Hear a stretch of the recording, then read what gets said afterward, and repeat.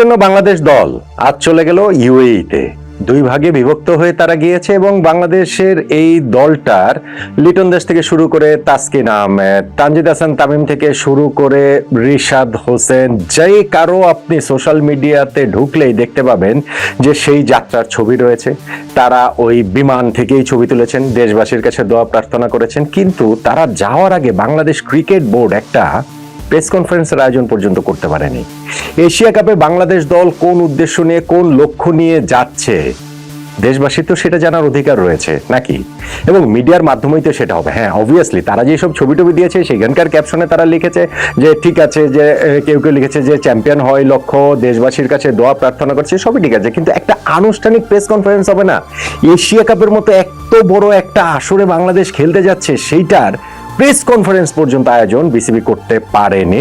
হয়তো তারা বিসিবির নির্বাচন নিয়েই ব্যস্ত, সেই কারণে এশিয়া কাপে যে দল যাচ্ছে সেই দলটার প্রেস কনফারেন্স আয়োজনে তাদের মনোযোগ ছিল না। এখন আপনি বলতে পারেন নেদারল্যান্ডসের বিপক্ষে তো মাত্রই আমরা সিরিজটা খেললাম, সেই সিরিজে তো যেসব কথাবার্তা বলা হয়েছে, যেসব কথাবার্তা বলেছেন, ধরুন আমাদের ক্যাপ্টেন লিটন দাসী যেগুলো বলেছেন, নতুন করে আর কি বলবেন? ভাই, বাংলাদেশ দল সেই ক্ষেত্রে নতুন করে আর কি ক্রিকেটটাই খেলে? তাহলে তার ক্রিকেট খেলারও দরকার নেই, নতুন করে খেলারও দরকার নেই। খেলাও যখন একই রকম খেলাই হয়, তাহলে কথাবার্তা আর অন্যরকম হবে কিভাবে? কিন্তু এশিয়া কাপের মতো এত বড় একটা আসরে, যেইটাকে আপনি বলতে পারেন একটা মাল্টিনেশন টুর্নামেন্ট, ওয়ার্ল্ড কাপের পর সবচেয়ে বড় টুর্নামেন্ট আমাদের বাস্তবতায়, সেইখানকার যাওয়ার আগে একটা প্রেস কনফারেন্সের আয়োজন বাংলাদেশ ক্রিকেট বোর্ড অবশ্যই করতে পারত, অবশ্যই করা উচিত ছিল। অবশ্যই আমাদের captain Liton Das, coach Phil সিমন্সকে নিয়ে সেই প্রেস কনফারেন্সটা হওয়া উচিত ছিল। তারা সেটা করতে ব্যর্থ হয়েছে। ঠিক আছে, যাই হোক, সেটা তো অন্য আলোচনা। বললাম যে তারা হয়তো নির্বাচন নিয়ে ব্যস্ত, এগুলো নিয়ে তাদের মাথা কামানোর সময় আসলে নেই। কিন্তু এই যে টুর্নামেন্টটা বাংলাদেশ খেলতে যাচ্ছে, সেইখানটাতে আমরা কিন্তু অনেক বড় আশা নিয়ে, অনেক বড় স্বপ্ন নিয়ে খেলতে যাচ্ছি। কত বড় স্বপ্ন? শিরোপা জয়ের চেয়ে কম কিছু কি? দেখুন, এশিয়া কাপে বাংলাদেশ তিনবার আমরা ফাইনাল খেলেছি এবং সেটা 4টা টুর্নামেন্টের মধ্যে 3বার ফাইনাল খেলেছে। 2012, 2014, 2016, 2018, এই যে 4টা টুর্নামেন্ট হয়েছে, তার মধ্যে 2014 বাদ দিয়ে বাকি 3টা টুর্নামেন্ট 2012, 2016, 2018 ফাইনাল আমরা খেলেছি। এবং 2012-তে পাকিস্তানের বিপক্ষে এবং 2018-তে ভারতের বিপক্ষে এই ফাইনাল দুটো আমরা জিততেই পারতাম। খুবই একটা অল্প মার্জিনে আমরা আসলে হেরে গেছি। একটু এদিক ওদিক হলেই রেজাল্ট আমাদের পক্ষে আসতো, তখন হয়তো এশিয়া কাপের শিরোপা জয়ী দল হিসাবে বাংলাদেশের কথাটা সবসময় আমরা বলতে পারতাম। কিন্তু সেটা হয়নি, আমরা সেটা পারিনি। এখন যখন বাংলাদেশ টিমের পেছনে এইরকম হিস্ট্রি রয়েছে, ফাইনালে ওঠার হিস্ট্রি রয়েছে, তখন কি শিরোপার চেয়ে অন্য কোনো কিছু কম হলে কি আমাদের হবে? বা সেইটা কি আসলে সেই টার্গেট পূরণ করবে? হ্যাঁ, গত 2টা এশিয়া কাপ যদি আপনি হিসাব করেন, সেইখানটাতে বাংলাদেশের রেজাল্ট খুব ভালো নয়।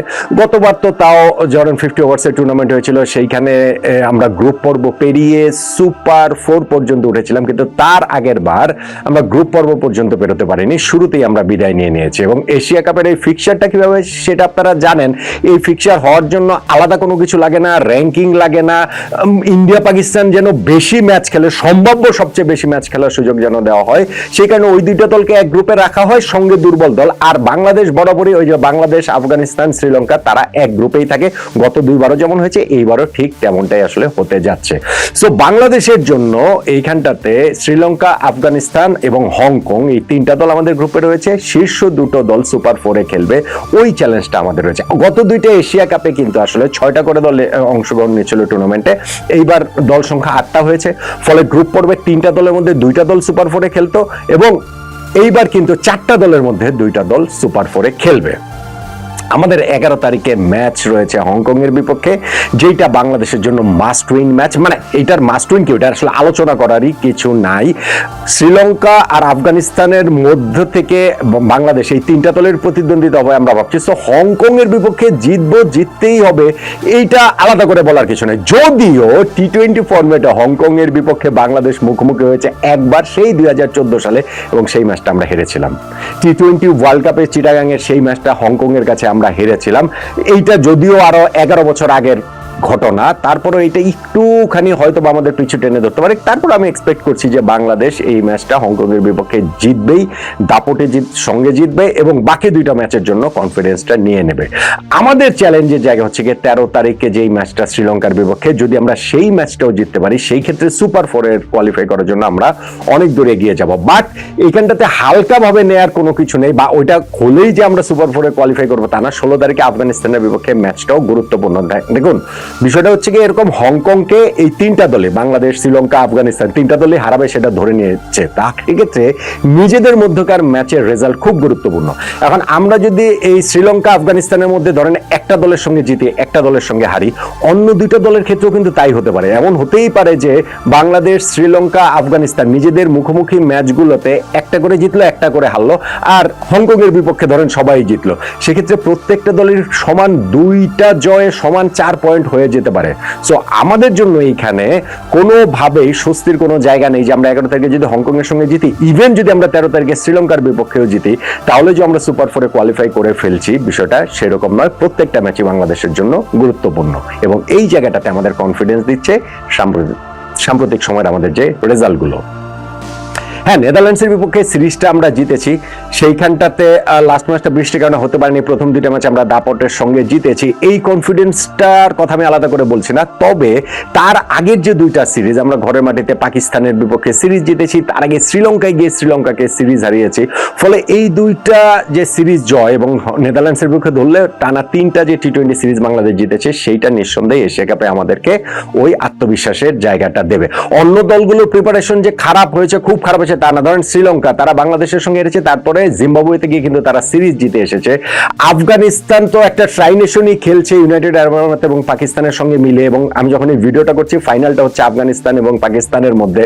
যে দুইটা ম্যাচে দুইটা মুখোমুখি হয়েছিল, সেখানটাতে আফগানিস্তান একটা ম্যাচ জিতেছে, পাকিস্তান একটা ম্যাচ জিতেছে। আরব আমিরাতের বিপক্ষে দুইটা ম্যাচে তো আফগানিস্তান জিতেছে। আমরা এখন পাকিস্তান বা ভারত ওদের নিয়ে আলোচনা না করে আমি বাংলাদেশের প্রতিপক্ষ যেহেতু আফগানিস্তান, সেই ক্ষেত্রে বলছি এই ফাইনালটা তো আফগানিস্তান তো আসলে জিততেই পারে। সো তাদেরকে হারানো টি-20 ফরম্যাটে সেইটাও আসলে চারটিখানি ব্যাপার নয়।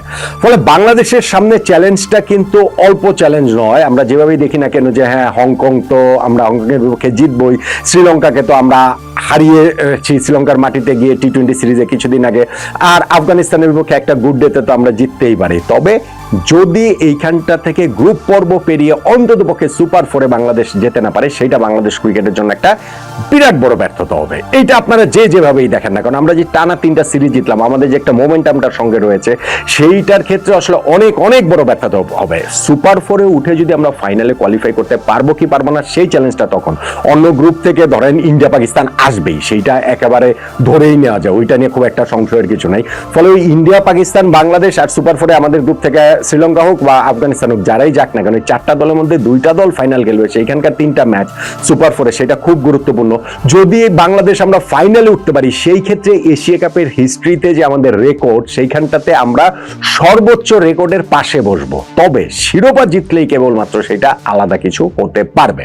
তো এশিয়া কাপে বাংলাদেশ যখন আজকে খেলতে যাচ্ছে, আমরা দলের কাছ থেকে স্পষ্টত তাদের যে লক্ষ্য উদ্দেশ্য, সেটা যেহেতু press conference Bangladesh cricket board করেনি, করার সময় পায়নি, এটাকে খুব একটা গুরুত্ব দেওয়ার তারা প্রয়োজন মনে করেনি, সেটা আমরা জানি না। কিন্তু আমরা যেটা নর্মালি বুঝি সেটা হচ্ছে গিয়ে যে গ্রুপ পর্ব পেরিয়ে সুপার ফোর ওঠাটা হচ্ছে গিয়ে খুবই খুবই খুবই একটা প্রাথমিক টার্গেট, একটা মিনিমাম টার্গেট।